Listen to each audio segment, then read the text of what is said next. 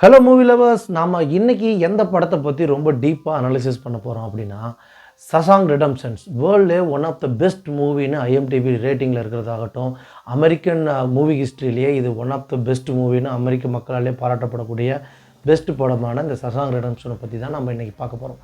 இந்த படத்தோட ஸ்பெஷலே என்னென்னா, இந்த படத்தை பார்க்குற வரைக்கும் என்னடா படம் அப்படின்னு தோணும். பார்த்துட்டிங்க அப்படின்னா உங்கள் லைஃப்பில் நீங்கள் என்றைக்குமே ஒரு எவ்வளோ பெரிய சுச்சுவேஷனில் மாற்றிருந்தாலுமே அதுலேருந்து ஈஸியாக எப்படி வெளியே வரணுங்கிறத இந்த படத்தை பார்த்து கண்டிப்பாக கற்றுப்பீங்க. அந்த மாதிரி ஒரு பிரேவான ஸ்ட்ராங்கான மைண்டை வந்து இந்த படம் உங்களுக்கு கொடுக்கும். ஸோ இந்த படத்தோட டேரக்டர் பார்த்து யாருன்னு பார்த்தீங்கன்னா, ஃப்ராங்க் டபராங் அப்படிங்கிற டேரக்டர் தான் இந்த படத்தை டைரக்ட் பண்ணியிருக்காரு. ஸோ இதில் நடிச்சதுக்கு பார்த்தீங்கன்னா Tim Robinsons and Morgan Freeman, நம்மளோட one of the most favourite Hollywood actor Morgan Freeman இதில் சூப்பராக பண்ணியிருப்பார். டிம் ராபின்சன் வந்து ஆண்டி டோரஃபைன் அப்படிங்கிற ஒரு கேரக்டரில் நடிச்சிருப்பார். மார்கன் ஃப்ரீமன் வந்து ரெட் அப்படிங்கிற ஒரு கேரக்டரில் நடிச்சிருப்பார். இந்த படத்தோட மெயின் ஸ்டோரி என்ன அப்படின்னு பார்த்தீங்கன்னா, இது ஆக்சுவலாக இந்த படம் வந்து ஒரு நாவலை பேஸ் பண்ணி தான், ஸ்டீஃபன் எழுதின ஒரு நாவலை பேஸ் பண்ணி தான் இந்த படத்தை வந்து ஸ்க்ரீன் ப்ளே பண்ணி மூவியாக எடுத்தாங்க.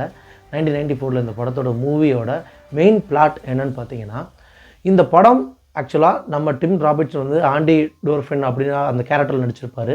இவர் ஃபேமிலியில் இவர் ஒரு பேங்க்கில் வேலை பார்த்துட்டு இருக்கக்கூடிய ஒரு பேங்க்கோட எல்லா சிஸ்டமோட இது டாப் டு பாட்டம் எல்லாமே தெரிஞ்சவர். இவரோட பர்சனல் லைஃப்பில் இவரோட ஒய்ஃப் வந்து வேற ஒருத்தவங்களோட ஒரு அஃபேர் இருக்கிறத தெரிய வந்து அந்த ஒய்ஃபையும் ஒய்ஃபோட அந்த காதலனையும் 2 பேரையும் கொண்டுறாரு அப்படின்னு ஒரு குற்றம் சாட்டப்பட்டு இவருக்கு ஜெயிலுக்கு போகிறார். எப்படின்னா ஒரு 2 லைஃப் சென்டென்ஸ் கொடுத்து இவரை ஜெயிலுக்கு பிரிசனுக்கு அனுப்பிடுறாங்க. ஸோ இவர் உள்ளே போகிறாரு. ஆனால் இவர் கொலை பண்ணல, இவர் குற்றம் மட்டவர். ஆனால் இவர் தான் கொண்டாருன்னு சொல்லி இவரை உள்ளே தூக்கி போட்டுறாங்க. உள்ளே போகும்போது தான் தெரியுது, அங்கே வந்து ரெட்டுன்னு ஒரு கேரக்டர் வந்து ஆல்ரெடி அந்த நம்ம வட சென்னை படத்தில் வரக்கூடிய இந்த 2 கேங்கில் இருக்கக்கூடிய இந்த பெரிய தலைங்கள்லாம் வந்து என்ன பண்ணுன்னா, இந்த பிரிசனுக்குள்ளேயே வந்து பார்த்திங்கன்னா சிகரெட்ஸ் கொண்டு வருது, வெளியிலேருந்து இன்னும் நிறைய பொருட்களை உள்ளே கொண்டு வருது, போதை வஸ்துக்கள்லாம் எப்படி கடத்துறங்கிற விஷயத்தெல்லாம் அந்த ரெட்டு தான் வந்து, ஏன்னா அவர் ஆல்ரெடி 15 இயர்ஸ் வந்து இந்த ஜெயிலில் இருப்பார். அவர் ஒரு ஸ்மக்லிங் கேஸ்க்காக உள்ளே வந்தவர். அவர் நினச்சா என்ன வேணால் இந்த ப்ரிசனுக்குள்ளே பண்ண முடியும்.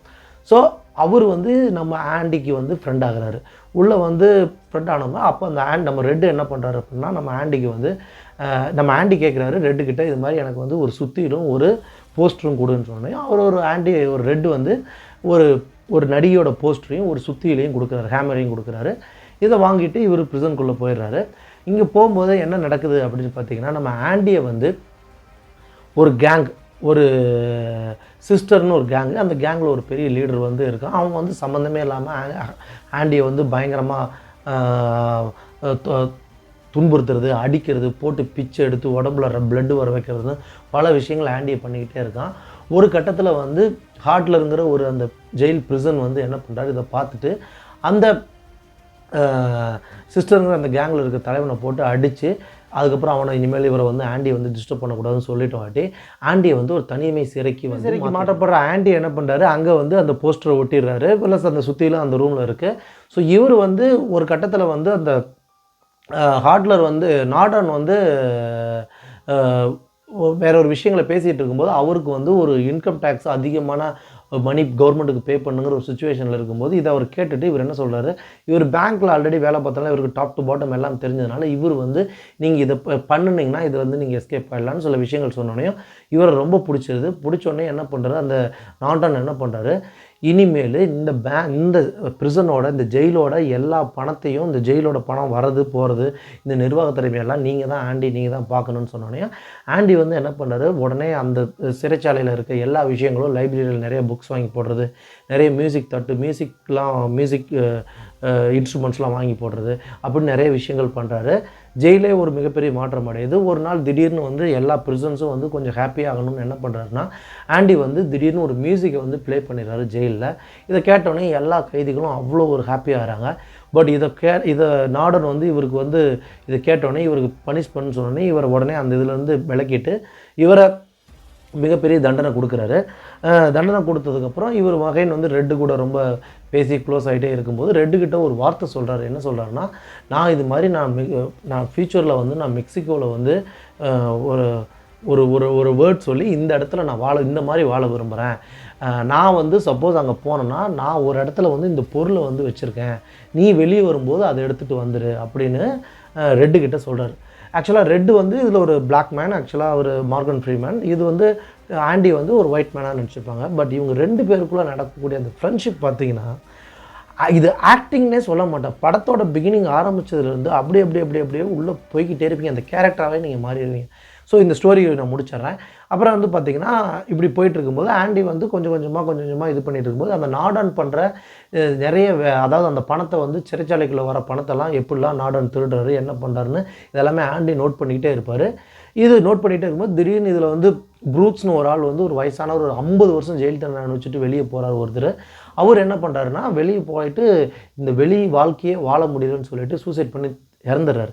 இதை கேள்விப்படுற நம்ம ஆண்டி அண்டு ரெட்டும் பார்த்திங்கன்னா, சார் இவ்வளோ பெரிய கடுமையான வாழ்க்கையை நம்ம ஜெயில் கொடுக்குதே அப்படின்னு நினச்சி மனசில் நொந்துட்டு இருக்கும்போது டேனின்னு ஒரு பையன், ஒரு சின்ன பையன் வந்து ஜெயிலுக்குள்ளே வரான் ஒரு கேஸுக்காக. அவன் வந்து என்ன சொல்கிறான் நாட்டான்ட்ட, நீங்கள் உண்மையிலே ஆண்டி மேலே எந்த தப்பு இல்லை, ஒய்ஃபையும் லவ்வரையும் வந்து ஆண்டி கொலை பண்ணல, அதுக்கெல்லாமே காரணம் வேற ஒருத்தன் தான் அப்படின்னு சொல்லி அதை டேனி சொல்லும்போது, இந்த விஷயம் எங்கே ஆண்டிக்கு தெரிஞ்சா இல்லை வெளியே ஜெயிலுக்கு தெரிஞ்சாவே எங்கே இந்த விஷயத்த சொன்னால் ஆண்டி வெளியே போயிடுவான், அதுக்கப்புறம் வந்து நம்மளோட ஜெயிலில் இருக்க நம்ம இந்த பணம் வைத்த விஷயங்கள் எல்லாமே ஆண்டி வெளியே போய் சொல்லிடுவான்னு பயந்துக்கிட்டு என்ன பண்ணுறான், அந்த டேனியவே கொண்டுடுறான்.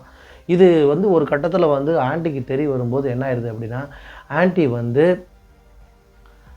நம்ம நாட்டான் வந்து அந்த ஜெயிலிருந்து திருடி சேர்த்து வச்ச பணத்தை எல்லாமே வந்து ஆண்டி கண்ட்ரோலாக இருக்குது, அந்த பணத்தை எல்லாத்தையும் எடுத்துக்கிட்டு ஒரு நாள் திடீர்னு பார்க்குறாங்க ஆண்டி வந்து காணாமல் போயிடுறாரு அந்த ப்ரிசனில். என்னென்னு பார்த்து நாடன் வந்து உள்ளே வந்து பார்த்தா தான் தெரியுது, அந்த செவுத்தில் அந்த ஆக்ட்ரஸோட போஸ்டர் ஓடிதான், அந்த போஸ்டருக்கு பின்னாடி அந்த சுற்றியில் வச்சு பெரிய ஓட்டை போட்டு அந்த ஓட்டை வழியாக தப்பிச்சு ஜெயிலுக்கு கீழே குதித்து மிட் நைட்டில் தப்பிச்சு போயிருப்பார். போகிறவர் இவரோட பணத்தை எல்லாத்தையும் எடுத்துகிட்டு போயிருப்பார்.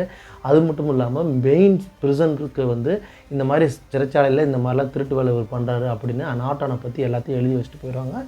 இதை பார்த்துட்டு உடனே மெயினில் இருக்க பெரிய ஹையர் அஃபீஷியல்ஸ் வந்து என்ன பண்ணுவாங்க, நாடானை அரெஸ்ட் பண்ணலான்னு வரும்போது ஹாட்லர் அரெஸ்ட் பண்ணிடுவாங்க. ஹாட்லர் அதுக்கு உடனே இருக்குன்னா நாடான் வந்து அதுக்குள்ளே தூக்கு போட்டு இறந்துருவார்.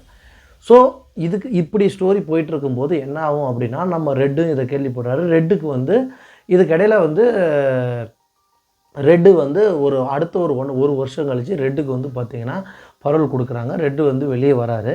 ரெட்டு வெளியே வந்து ஃபஸ்ட்டு அவரால் வெளியே வாழவே முடியல, அந்த வெளி லைஃப் ரொம்ப கஷ்டமாக இருக்குது.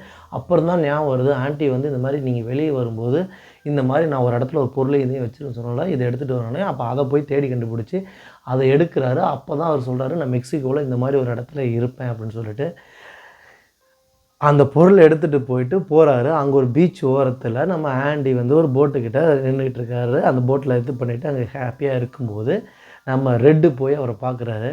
பார்க்கும்போது அவங்க உட்காந்து ஒரு கான்வர்சேஷன் பேசுவாங்க பாருங்கள். அந்த பரோல்ங்கிற மீறி தான் போகிறாரு மெக்சிகோவுக்கு யூஎஸ்லேருந்து. ஸோ லைஃப்பில் நீங்கள் பிலீவ் பண்ணீங்க அப்படின்னா உங்களால் நீங்கள் எவ்வளோ பெரிய விரக்தியில் இருக்கும்போது, எவ்வளோ பெரிய சுச்சுவேஷனில் நீங்கள் ட்ராப் ஆகி மாட்டியிருக்கும் போதும் அதுலேருந்து உங்கள் மைண்ட் நினச்சா அதுலேருந்து வெளியே வர முடியுங்கிறதுக்கு ஒரு மிக மிக மிக மிக சிறந்த எக்ஸாம்பிளான ஒரு படம் தான் இந்த சசாங்க் ரெடெம்ப்ஷன். இதை பார்க்கும்போது அப்படி ஒரு பாசிட்டிவ் எனர்ஜி வரும்.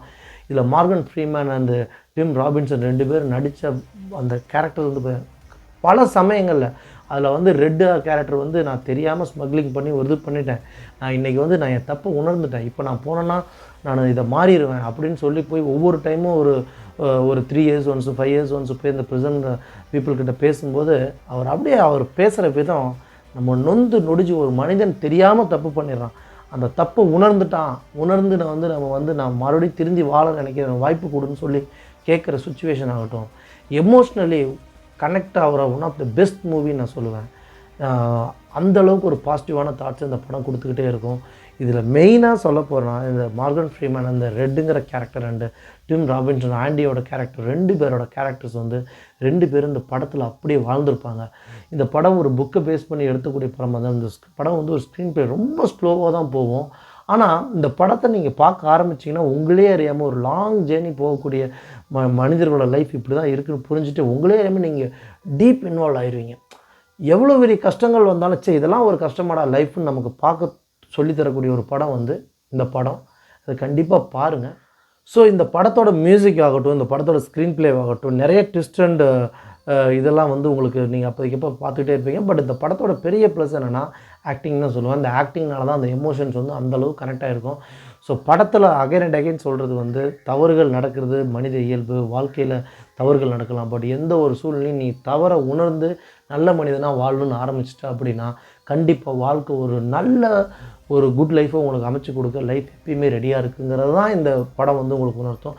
அது மட்டும் இல்லாமல் இந்த படம் பார்த்து முடிச்சுன்னா உங்களுக்கு நிறைய பாசிட்டிவ் தாட்ஸ் வந்து மைண்டில் தோணிகிட்டே இருக்கும். அதை நான் ஷார்ட்ஸாக போடுறேன். அதை பாருங்கள் என்ன மாதிரி தாட்ஸ்லாம் உங்கள் மைண்டில் க்ரியேட் ஆகும், அது வந்து எந்த அளவுக்கு நம்ம லைஃப்க்கு ஹெல்ப்ஃபுல்லாக இருக்குங்கிறத நான் ஷார்ட்ஸாக போடுறேன். அதை தனியாக பாருங்கள். ஸோ இந்த படம் வந்து அதுக்கப்புறம் இன்றைக்கு வரைக்கும் 1994 வந்ததுக்கப்புறம் இன்றைக்கு வரைக்கும் ஐஎம்டிபியில் ஒரு டாப் ரேட்டிங்கில் இருக்க ஒன் ஆஃப் த பெஸ்ட் மூவின்னு சொல்லலாம். இன்றைக்கும் உலகத்தில் இருக்க எல்லா மக்களாலும் பாராட்டப்படக்கூடிய போற்றப்படக்கூடிய ஒரு சூப்பரான படம் தான் ஷஷாங்க் ரெடம்ஷன்ங்கிற படம்.